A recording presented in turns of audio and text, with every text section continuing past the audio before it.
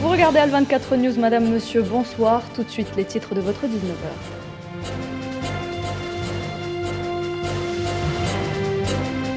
La bande de Raza pense ses plaies après 3 jours de bombardement. L'enclave palestinienne pleure ses martyrs, 45 selon le dernier bilan.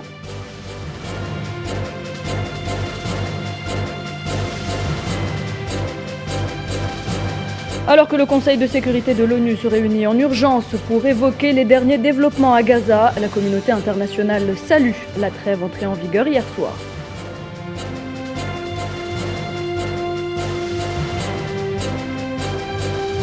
Après des mois de négociations à Doha, les politico-militaires et le gouvernement de transition tchadien trouvent un terrain d'entente et signent un accord de paix.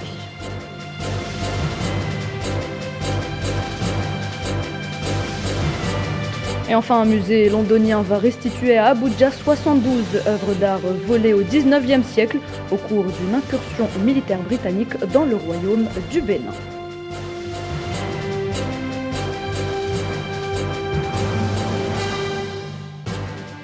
Après 3 jours d'horreur, de raids sionistes soutenus, 45 morts et plus de 300 blessés, Gaza souffle enfin. La trêve conclue hier entre la résistance palestinienne et l'entité sioniste semble se maintenir au grand soulagement de la population martyrisée qui subit un blocus depuis 2007, une situation tendue sur laquelle revient Sohila Akilal. Après le calme d'une nuit où tout le monde était aux aguets, le soleil se lève enfin. Gaza, sans ciel, ses ruelles respirent enfin. Les citoyens tentent de se remettre de leurs émotions et retrouver une vie normale. Cette nuit, nous attendions avec impatience 23h30 pour voir s'il y avait trêve ou non. Nous étions heureux d'apprendre l'entrée en vigueur de la trêve malgré le nombre important de blessés et de morts. Nous avons vécu ces 3 derniers jours dans la terreur et la crainte. Nos nuits étaient cauchemardesques. Les enfants n'arrêtaient pas de pleurer. Nous étions soulagés d'apprendre qu'une trêve avait été conclue et que la situation allait revenir à la normale. Grâce à Dieu, la vie a repris son cours normal et chacun a pu rouvrir son magasin. Pour rappel, à quelques minutes seulement de l'heure fatidique de l'entrée en vigueur hier soir de la trêve conclue entre la résistance palestinienne et l'entité sioniste, les raids de l'occupant s'intensifiaient pour faire encore plus de victimes. 23h30 heure locale sonne et le calme revient. Comme après un mauvais rêve, au grand soulagement des habitants de Gaza, qui après une attente sceptique ont laissé libre cours à leur joie. Nous sommes un peuple et nous avons le droit de vivre à Gaza. Nous ne voulons pas de guerre tous les ans ou tous les 2 jours. Nous ne sommes toujours pas remis de la dernière guerre. Après 3 jours d'une escalade sioniste d'une violence sans nom sur la bande de Gaza, 44 martyrs, dont 15 enfants et plus de 300 blessés, cette trêve fragile semble tenir bon moins de 24 heures après son entrée en vigueur. Les autorités d'occupation ont procédé à la réouverture des points de passage commerciaux fermés pour permettre l'acheminement des marchandises et des camions chargés de carburant vers Gaza. Et une bonne nouvelle en ces temps difficiles pour les Gazaouis, l'unique centrale électrique de Gaza qui avait cessé son travail samedi faute de carburant en raison du blocus sioniste a recommencé à générer de l'électricité aujourd'hui. Des camions de carburant ont pu entrer dans l'enclave palestinienne après la réouverture des points de passage fermés depuis mardi dernier.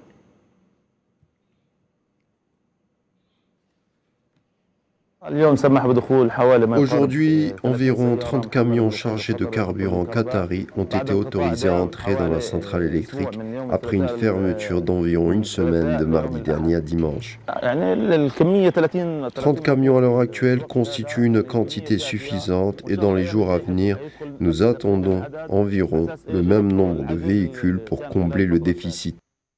Et direction Gaza justement, où l'on retrouve Mahmoud Naïm Djibril, étudiant palestinien pour un point de la situation. Bonsoir.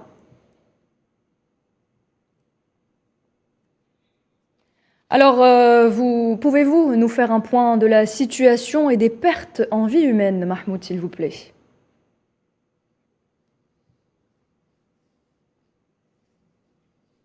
بعد الانتهاء العدوان الاحتلال الإسرائيلي على قطاع غزة المحاصر الذي أسفر عن 44 Après la fin de l'escalade sioniste sur la bande de Gaza qui a coûté la vie à plus de 44 martyrs, dont 15 enfants et 4 femmes et blessés, 360 autres,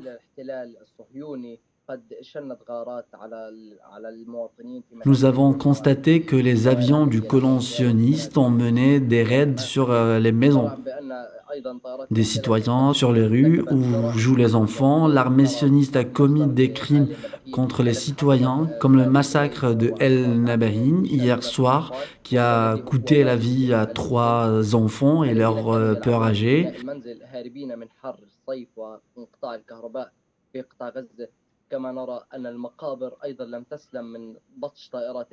Même les cimetières n'ont pas été épargnés par la sauvagerie du colon sioniste. Les familles des martyrs ont récupéré ce matin les dépouilles de leurs proches pour accomplir la prière du défunt et les inhumer. Alors Mahmoud, comment est-ce que les habitants de Gaza vivent ce moment de répit ?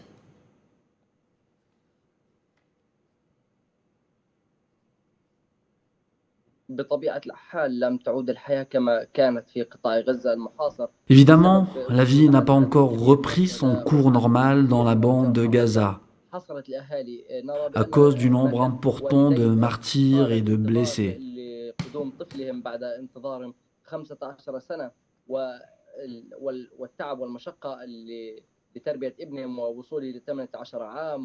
Il y a une famille qui a perdu son fils unique de 18 ans. Comment pourront-ils reprendre une vie normale ? Comment toutes ces familles qui ont perdu des proches, qui ont perdu leur maison, vont pouvoir se reconstruire ?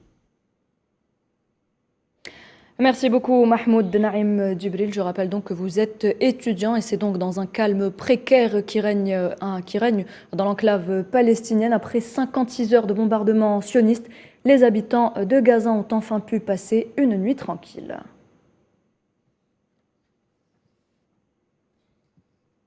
Et la question palestinienne, les récents développements à Gaza au menu ce soir d'une réunion d'urgence suivie de consultations privées au Conseil de sécurité de l'ONU. Le coordinateur spécial pour le processus de paix au Moyen-Orient, Tor Wennesland, devrait faire un briefing lors de cette réunion.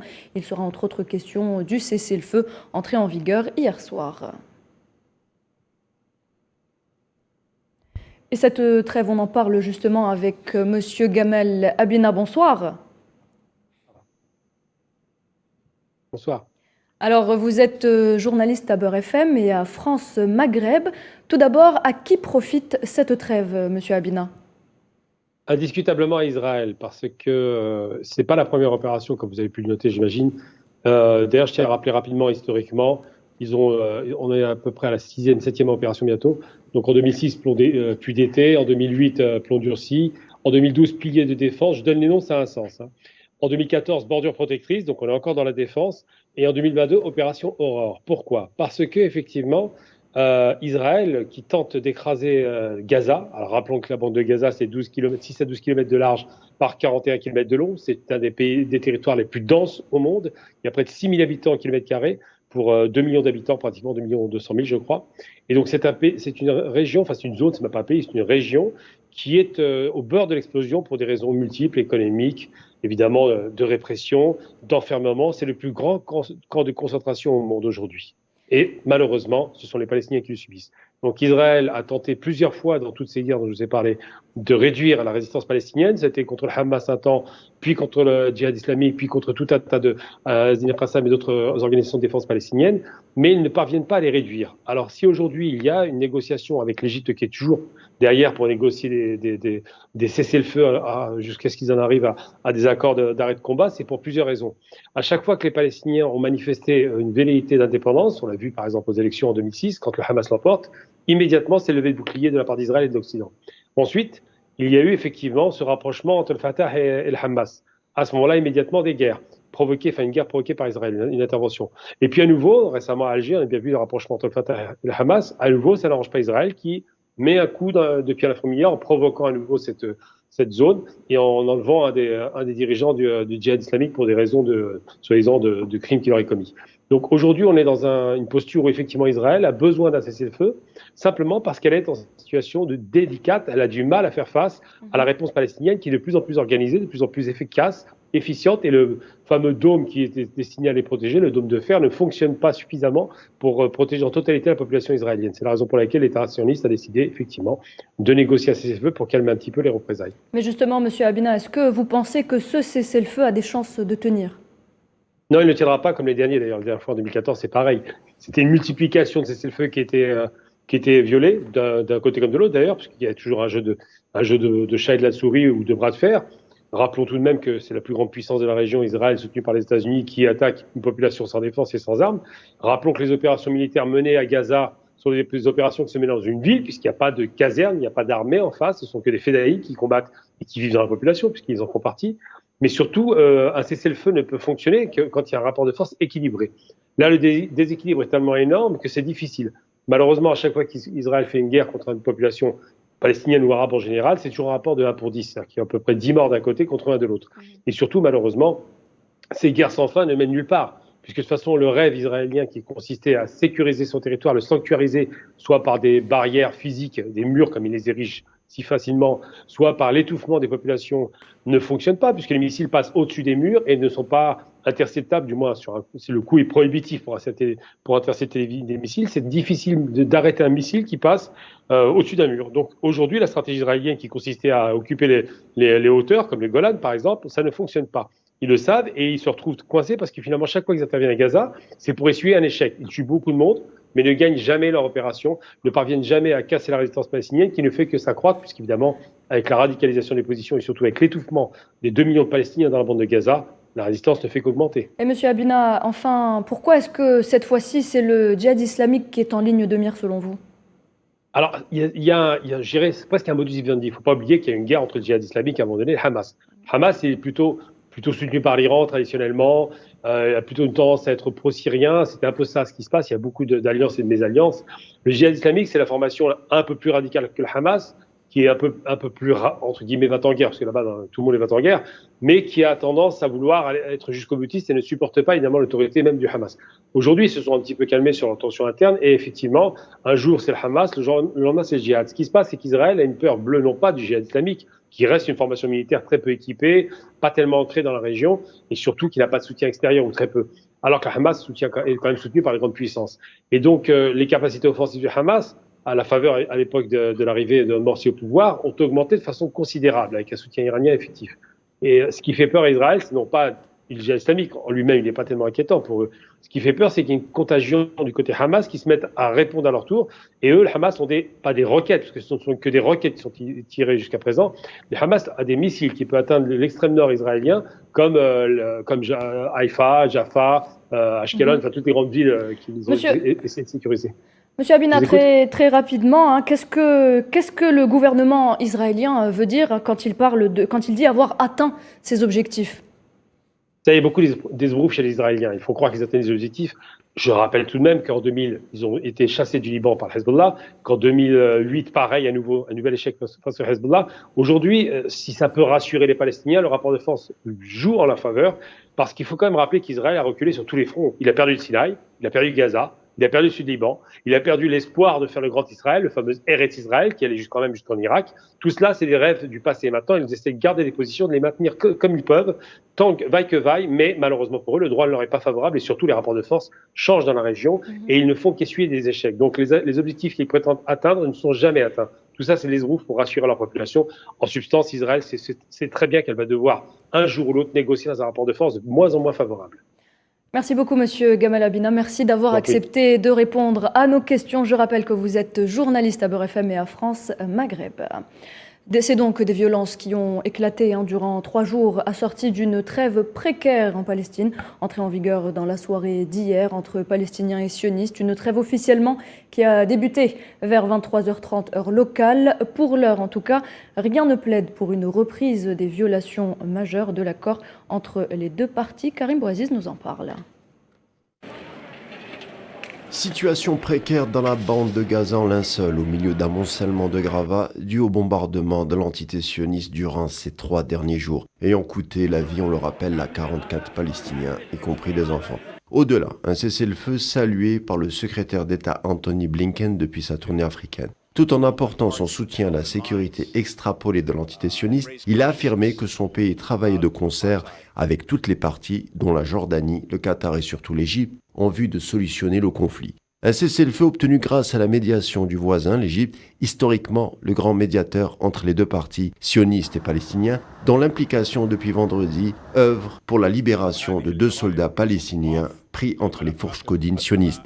Un porte-parole de l'armée sioniste faisant un pied de nez aux appels de l'arrêt des combats émanant de plusieurs coins du globe a annoncé que les soldats de l'occupation se préparaient à des opérations d'1 semaine. L'envoyé spécial onusien pour le Proche-Orient, Thor Winensland, a pour sa part salué précocement la courte trêve tout en annonçant que celle-ci demeurait précaire via son compte Twitter. Le Conseil de sécurité des Nations Unies devrait se réunir dans la journée. Une réunion en urgence réclamée par les Émirats arabes unis qui ont souligné la nécessité de rétablir le calme à Gaza et de freiner cette escalade de violence. Un nouveau choc qui est le pire depuis la guerre de 11 jours en mai 2021, pendant laquelle au moins 256 Palestiniens, dont 66 mineurs, avaient été tués.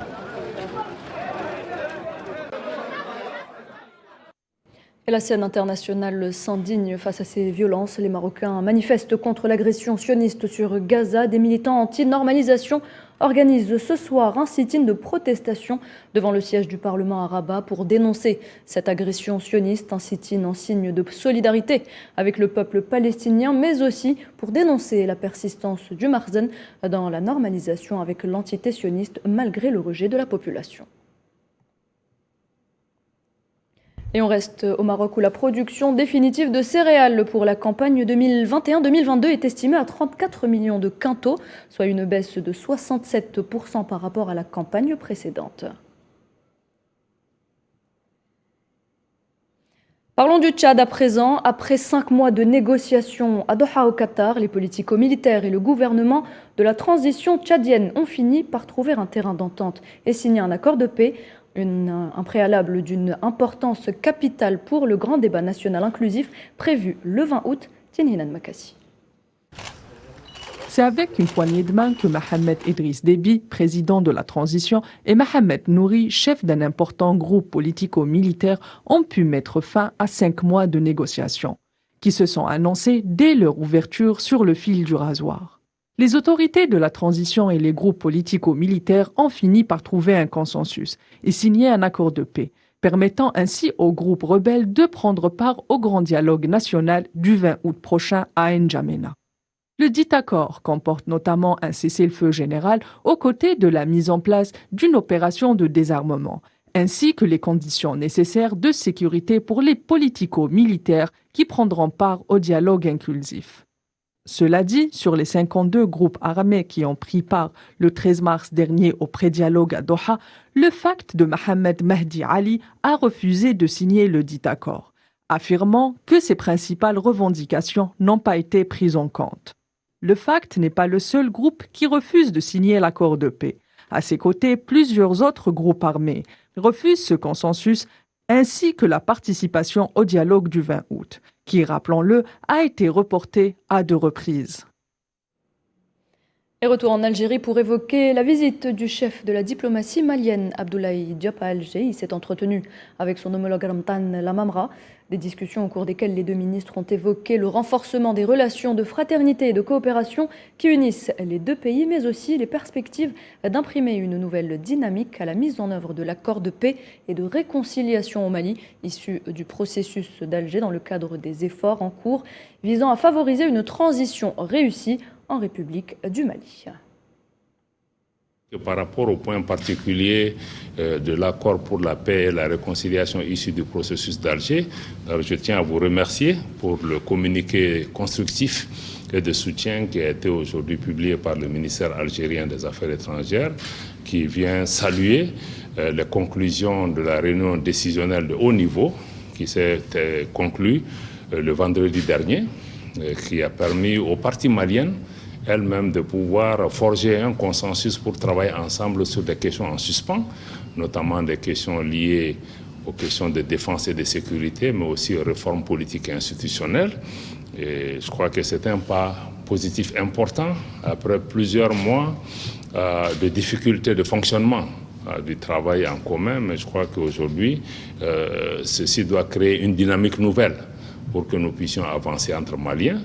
Mais nous avons aussi besoin des autres. C'est pourquoi le communiqué lui-même a retenu que le comité de suivi de l'accord devra pouvoir également se réunir à un niveau ministériel pour pouvoir dégager des perspectives. Et justement, pour en parler, nous avons avec nous en direct au téléphone M. Abdelhak Mekki. Bonsoir. Bonsoir, madame. Alors, vous êtes politologue algérien. Comment expliquer ce retour à l'accord d'Alger, M. Mekki? Écoutez, je pense qu'il a été aussi encouragé par le fait que les autorités maliennes aujourd'hui se sentent un peu plus libres, étant donné qu'elles se sont débarrassées peut-être de puissances qui les contraignaient à un certain comportement.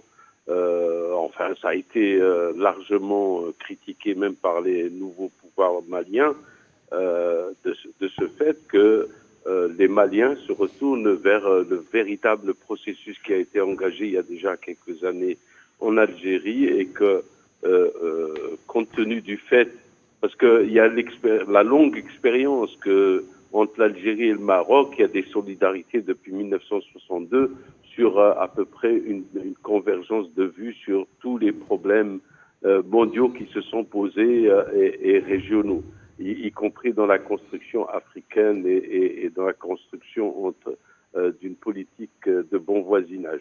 Donc il y a un fait que l'Algérie a un prestige au niveau du Mali, aussi bien au niveau des dirigeants qu'au sein du peuple malien, puisque je connais bien ce pays et puis j'y ai vécu quelque temps.